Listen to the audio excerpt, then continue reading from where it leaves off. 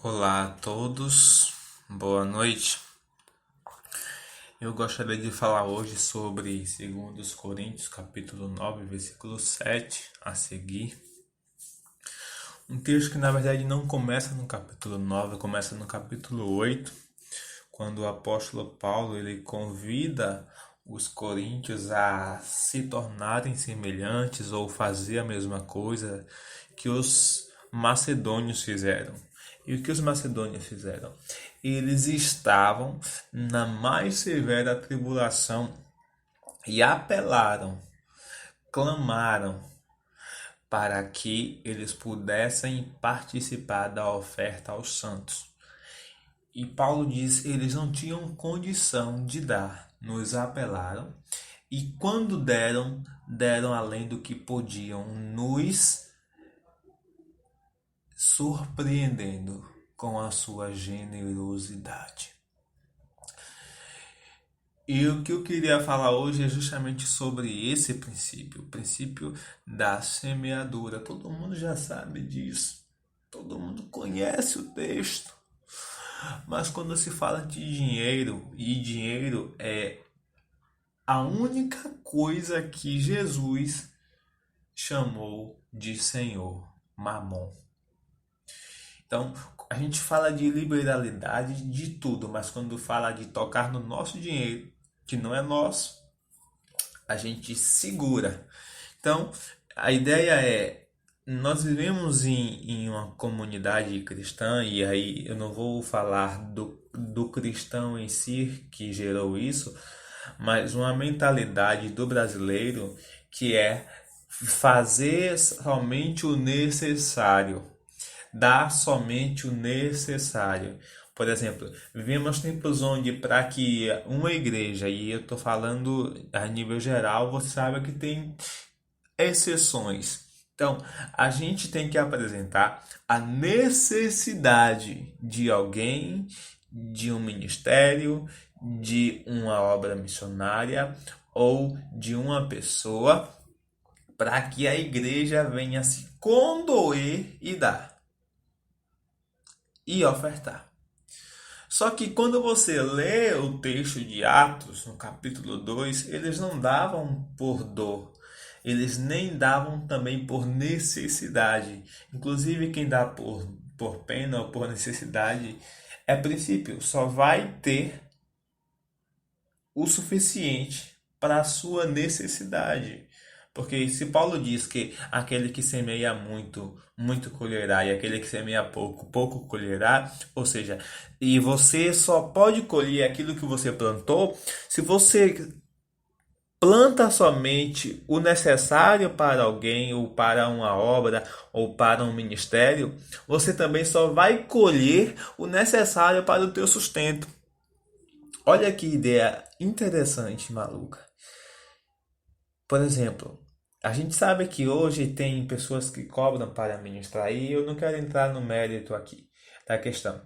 Mas se a gente tem, por exemplo, uma pessoa que tem um custo de transporte aí, vamos dizer que aqui na capital baiana, R$ 8 para ir e vir, e você convida essa pessoa para ministrar, e você, no momento em que ela vem, abençoa você com a palavra, com oração, com ministração de cura, de dons, de milagres, de várias coisas, e você dá apenas os R$ 8. Tem lugar que ainda é pior, que dá os R$ 8 contados em 4 cédulas de R$ 2. E você dá somente os R$ 8 a ela. Tem algo de errado nisso? Não, não tem nada de errado nisso.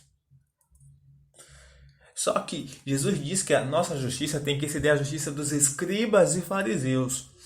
Então, se você dá somente por necessidade, você também vai colher somente o necessário. Ou seja, se você abençoou aquela pessoa só para suprir a necessidade de transporte que ela teve quando veio pregar na tua igreja, você também vai viver na tua igreja somente com o necessário para ela sobreviver.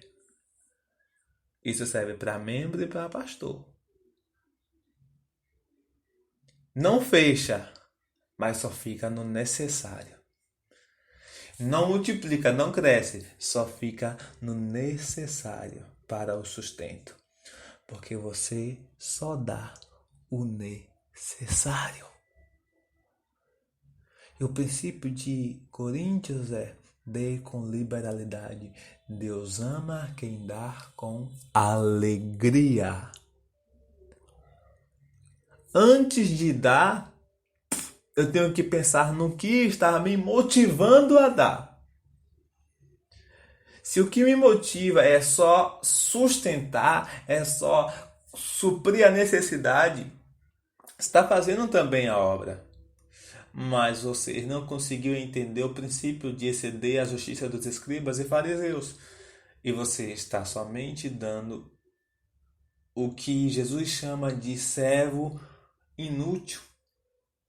Porque você só fez o que era obrigação. Olha que loucura Jesus dizer que o servo que serve o Senhor quando chega em casa com água, com pão e fica na expectativa de receber um elogio, não merece elogio porque ele só fez o necessário, só fez o que lhe era obrigado. Esse servo é inútil. E o mundo corporativo entendeu e traduziu isso com a palavra chamada proatividade. O que é proatividade? É eu fazer além do necessário. No mundo corporativo, proatividade é eu fazer além do necessário. E uma das características mais procuradas pelos entrevistadores é a proatividade. Ou seja, o mundo pede para uma pessoa ser empregada proatividade, mas a igreja vive somente dando o necessário. Então, minha lição hoje é essa. Vamos deixar de abençoar, vamos deixar de dar por necessidade e vamos passar a dar por alegria. Porque se você dá somente por necessidade, você vai ter somente o necessário para sobreviver, para ir para o céu, tranquilo. Não perde a salvação, não estou falando disso. Você vai para o céu, é um crente de boa, mediano, medíocre, vai para o céu, tranquilo. Mas aquilo que Jesus diz, vida em abundância, você não tem e não vai ter. Porque você só vive por necessidade. E ele nos convidou a viver por abundância. Paulo é tão louco nessa palavra que ele diz que Deus vai te dar para que você tenha para dar em toda e qualquer ocasião. Olha que loucura! Deus quer que você dê, porque se ele vê em você uma pessoa que está sempre disponível para dar com alegria, em toda e qualquer ocasião, não vai faltar em ti nada. Você vai estar sempre apto para abençoar. E a loucura justamente é essa. É que o Evangelho não nos chamou para sermos abençoados. O Evangelho nos chamou para sermos abençoador. E isso foi aplicado lá em Abraão. Abraão foi um homem abençoado por Deus para abençoar o lugar onde ele chegou. Canaã era um lugar miserável. E Abraão sai da bênção de Deus para abençoar. E eu te convido também a você sair da condição de abençoado. E estou falando de abençoado a nível de bênçãos espirituais. Estou falando de abençoado daquele que sempre necessita que alguém supra a sua necessidade. Deus quer te transformar em alguém que supra a necessidade dos outros. Mas se você somente oferta, somente dá e somente faz o necessário, você vai ser sempre alguém que está sendo abençoado pelos outros e nunca vai sair para a condição de abençoador. E para não ficar extenso, fica aqui esse primeiro Directcast. É um podcast do Ministério Masculino Direct Hope.